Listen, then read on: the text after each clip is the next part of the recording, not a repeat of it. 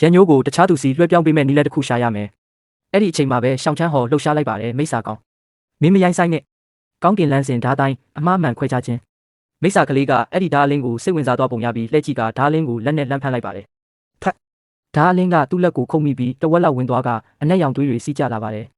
ဝါမိစ္ဆာကလေးကနာကျင်စွာနဲ့အော်ဟစ်ငိုယိုပါတော့တဲ့သူ့ရဲ့ငိုတန်နဲ့အတူအနက်ရောင်မိုးကြိုးတွေလေထဲမှာအလိုလျောက်ပေါ်လာပြီးရှောင်းချမ်းဟော်စီကိုယူသွစွာပစ်ချပါတော့တယ်လူချံမျက်လုံးတောက်ပသွားပါတယ်လူတိုင်းရဲ့အာယုံဆိုင်မှုကရှောင်းချမ်းဟော်နဲ့မိစ္ဆာကလေးတိုက်ပွဲစီရောက်နေတော့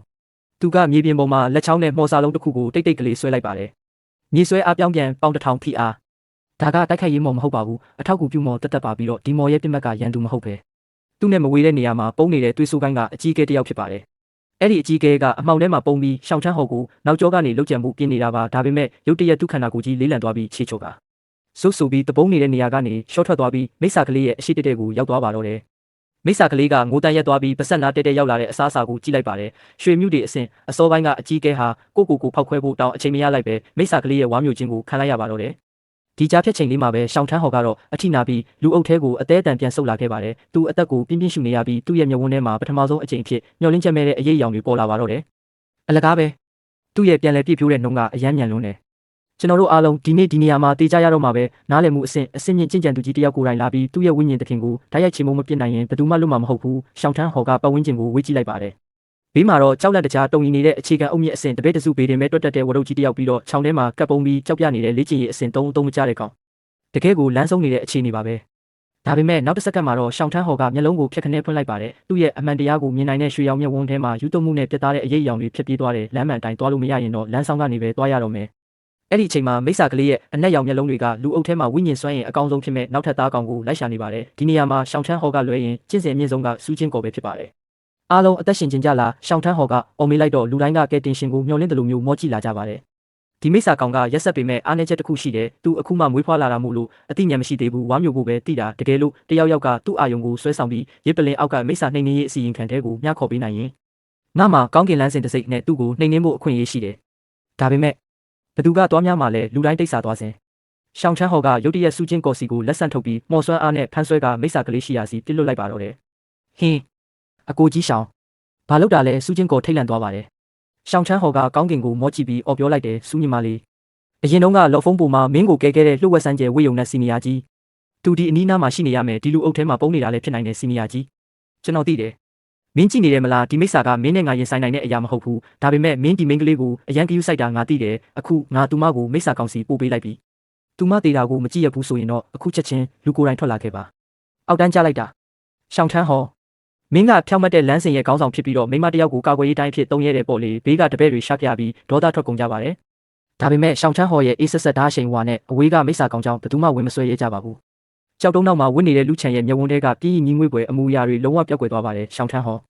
မင်းတကယ်သိချင်နေတာပဲလူချန်ရဲ့အသိစိတ်ကဒါဟာစမ်းသပ်မှုတစ်ခုဖြစ်နေတော့မယ်လို့သတိပေးနေပါတယ်တကယ်လို့သူထွက်တိုက်ရင်ရှောင်းချမ်းဟော်ကဘေးကနေအမျက်ထုတ်မှဖြစ်ပြီးဝင်မတိုက်ရင်လည်းကြည်ယူဖုံးတဲ့တပည့်တယောက်တည်သွားတာကသူ့အတွက်ဘာမှဆုံးရှုံးမှုမရှိပါဘူးဒါကတကယ်ကိုရက်ဆက်တဲ့အကြက်ကင်ကွက်ပါပဲလေထဲမှာတော့စူးချင်းကော်ဟာနီးကပ်လာတဲ့မိစ္ဆာကလေးကိုကြည့်ပြီးအော်ဟစ်မနေတော့ပါဘူးမျောလင်းချက်မဲ့စွာနဲ့မျက်လုံးကိုပဲစုံမိတ်လိုက်ပြီးအကိုကြီးနှုတ်ဆက်ပါတယ်လို့ရင်ထဲကရေရွတ်လိုက်ပါတယ်အဲ့ဒီအချိန်မှာပဲမိစ္ဆာကလေးကသူ့စီရောက်လာမဲ့အလွန်ကောင်းမွန်တဲ့အာဟာရကိုကြိုးဆိုဖို့လက်နှစ်ဖက်ကိုဝမ်းသာအားရဆန့်ထုတ်လိုက်ပါတယ်ဒီလိုစံကြီးတမြင်အရေးကြီးတဲ့အချိန်မှာလည်းလူချန်လှုပ်ရှားလိုက်ပါတယ်သူကမတ်တက်ရက်လိုက်ပြီးကြောက်လန့်တကြားနဲ့အသိဉာဏ်မရှိတဲ့ငရုံတယောက်လိုမျိုးခြေလန်းတုံတုံယူနဲ့ရှေ့ကိုပြေးထွက်သွားပါတော့တယ်သူကခြေလန်းတုံတုံယူနဲ့ပြေးရင်ကြောက်တုံးတုံကိုမတော်တဆခလုတ်တိုက်ပြီးလဲကျသွားပါတယ်သူလဲကျသွားတဲ့လမ်းကြောင်းကတော့ကျိုးပဲ့နေတဲ့ကြောက်တိုင်တစ်ခုစီကိုဖြစ်ပြီးဒါကလူချန်ကြိုတင်မြုပ်နှံထားတဲ့အသေးစားမော်ဆက်ကွင်းရန်နေရတစ်ခုကိုတက်တက်ကြီးသွားပြီးထိမိသွားပါတော့တယ်ဒုံဝုံရစ်ပလင်အောက်ခြေရဲ့ထောက်တနေရာကရုတ်တရက်ပြိုကျသွားပါတယ်ရစ်ပလင်ဆုံးမရက်ပြီးပွဲကြည့်နေတဲ့မိစ္ဆာကလေးဟာခြေကုပ်မရှိတော့ပဲလေထဲကနေဘုံကနေပြုတ်ကျကအဲ့ဒီပြိုကျသွားတဲ့ကျင်းကြီးတွေကိုစောက်ထိုးကျသွားပါတော့တယ်လူချန်ကတော့နဖူးကဘူးခနဲ့ထွက်လာတဲ့အဖူးကြီးကိုကန်ရင်မြေပြင်ကနေလူလဲထမြောက်လာပြီးအဲ့ဒီကျင်းကြီးကိုလက်ညှိုးထိုးကအော်ပါတော့တယ်ဟေးဟိုမှာကျင်းကြီးတစ်ချင်းရှိတယ်ကိုကလေးကျင်းနဲ့ပြုတ်ကျသွားပြီးမြင်မြုပ်ကြပြုတ်မြင်မြုပ်အခွင့်ရေးပဲအားလုံးအဲ့ဒီကျင်းကိုတပြိုင်နက်တိုက်ခိုက်ပြီးသူ့ကိုမြေအောက်မှာပိတ်ပစ်ကြဆန်းကျင့်ကြံသူတွေရဲ့မော်ပညာပေါင်းစုံဟာမိုးရေဆက်တွေလိုပဲအဲ့ဒီကျင်းနဲ့ကြီးတဲ့ကိုတရက်ဆက်ကြရောက်သွားပါတယ်ဝုံဒုံဖုံဖုံတွေနဲ့မြေစာတွေလေထဲကိုလွှင့်စင်တက်လာပါတယ်အစီရင်ခံချဆန်းသူပိတ်မိနေတော့မိစ္ဆာနှိမ်နှင်းရေးအစီရင်ခံကိုအသက်သွင်းကြဒါပေမဲ့နောက်ကျသွားပါပြီးတွေးနီအောင်အလင်းတန်းကြီးတစ်ခုကမြေကြီးနဲ့မော်ပညာတွေရဲ့ပိတ်ဆို့မှုကိုဖောက်ထွက်ပြီးကောင်းကင်ရန်စီကိုဓာတ်ရိုက်ထိုးတက်သွားပါတယ် မိစ္ဆာကလေးကကျင်းထဲကနေပြန်တက်လာပါတယ်အခုချိန်မှာတော့သူ့ရဲ့ရုပ်တွင်ကလုံးဝကိုပြောင်းလဲသွားပါပြီအရင်ကချစ်စရာကောင်းတဲ့ကလေးပုံစံမရှိတော့ပဲခန္ဓာကိုယ်က3 မီတာလောက်အထိကြီးထွားလာကငကိုလုံးမှာကြောက်မက်ဖွယ်အယိုးချုံတွေထွက်နေပြီးကြောပြင်မှာလည်းလင်းတို့တောင်ပန်းလိုအသားတောင်ပန်းတစ်စုံပေါက်လာပါတယ်သူ့ရဲ့အနက်ရောင်မျက်လုံးကြီးတွေကရှောင်းချမ်းဟော်ကိုရောစူးချင်းကိုပါကြော်ဖြတ်ပြီးနဖူးကအဖူးကြီးကိုကင်ကအော်ဟစ်နေစေဖြစ်တဲ့လူချန်စီမှာပဲတက်တက်ကြီးလာပြီးရက်တန့်သွားပါတယ်တရိတ်ဆန်ရဲ့ဗီဇအတိအရခုနကကျင်းကောဒီဆက်ကွင်းကောဟာဒီကောင်နဲ့ပတ်သက်နေမှန်သူရိပ်မိသွားတာပါတေဆန်းမိစ္ဆာကလေးကမပီမတစကလုံးတစ်လုံးကိုထွက်ဆိုလိုက်ပါတယ်နောက်တစ်စက္ကန့်မှာသူပြောက်ကွယ်သွားပြီးပြန်ပေါ်လာတဲ့အခါလူချန်ရဲ့အရှိတဲကိုရောက်နေပါပြီရွှေမြူတွေအဆင့် Golden Core ရဲ့ကာကွယ်ရေးကိုတောင်ဆွဲဖြတ်နိုင်တဲ့တွေးရောင်လက်သေးကြီးကလူချန်ရဲ့ဥကောင်းစီကိုရဲရဲဆက်ဆက်ကုတ်ချစ်ချလိုက်ပါတော့တယ်အကိုကြီးလူချန်စူးချင်းကော်ကအလန့်တကြားကော်လိုက်ပါတယ်လူချန်ကတော့သူ့မျက်စိရှိတင်ရောက်လာတဲ့တွေးရောင်လက်သေးကြီးကိုကြည်ရင်တောက်အကြက်တဲစီအမောင်းခံလိုက်ရပြီပဲလို့တွေးလိုက်ပါတယ်အဲ့ဒီတွေးရောင်လက်သေးတွေသူ့မျက်လုံးထဲမှာထင်ဟပ်နေတဲ့သူ့ညတသမသူ့ညတစ်စက္ကန့်အတွင်းမှာပဲသူဟာယူတုတ်လုံးနဲ့ဆုံးဖြတ်ချက်တစ်ခုကိုချလိုက်ပါတော့တယ်ကျင့်စဉ်အဆင့်ပြောင်းပြန်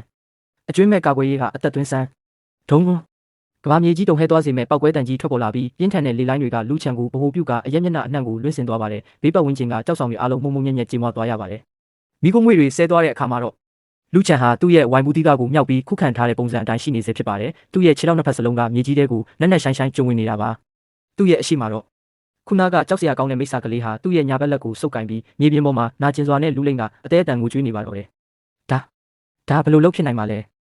ငါရဲ့ဓာတ်တကွက်နဲ့တောင်မဖြတ်နိုင်တဲ့မိစ္ဆာခန္ဓာကိုယ်ကအဲ့ဒီစုပ်ပြက်နေတဲ့ဝိုင်ဘူးတီးတစ်လုံးရဲ့တံပြန်မှုကြောင့်ကျိုးသွားရတယ်ဟုတ်လားရှောင်းချမ်းဟော်ပါဆက်အဟောင်းသားဖြစ်သွားပါတယ်လူချန်ကတော့ရင်ဘက်ကိုဖိထားရပါတယ်တိုက်ခိုက်မှုကိုခုခံနိုင်ခဲ့ပေမဲ့ဒီတံပြန်တက်ရောက်မှုကငါရဲ့ကလေးစားတွေကိုပါနေရာလွဲသွားစေတယ်တကယ်တော့ဒီဝိုင်ဘူးတီးကသူ့မှာရှိတဲ့တခုတည်းသောစစ်မှန်တဲ့နတ်ဖျားလက်နက်ဖြစ်ပြီးခိုင်မာမှုကနတ်မိစ္ဆာလက်နက်တွေထက်မကတောင့်တင်းတာပါအဲ့ဒီအပြင်သူ့ရဲ့ပေါင်းဆက်ခြင်းအထွတ်အထိပ်အဆင့်ဝိညာဉ်စွမ်းအားကိုပါထည့်သွင်းလိုက်တာကြောင့်မာကျောမှုကတော့တိုင်ဘက်ကင်းသွားတာပဲဖြစ်ပါတယ်ဝါဆရာကြီးရဲ့ဝိညာဉ်ကကျွန်တော်ကိုလာခဲ့တာပဲဆရာကြီးတက်တော်ဆောင်ပေးလို့ကျွန်တော်မသေးတာပြုတ်လူချန်ကချက်ချင်းပဲငိုချင်းချပြီးတရုပ်ဆောင်လိုက်ပါတော့တယ်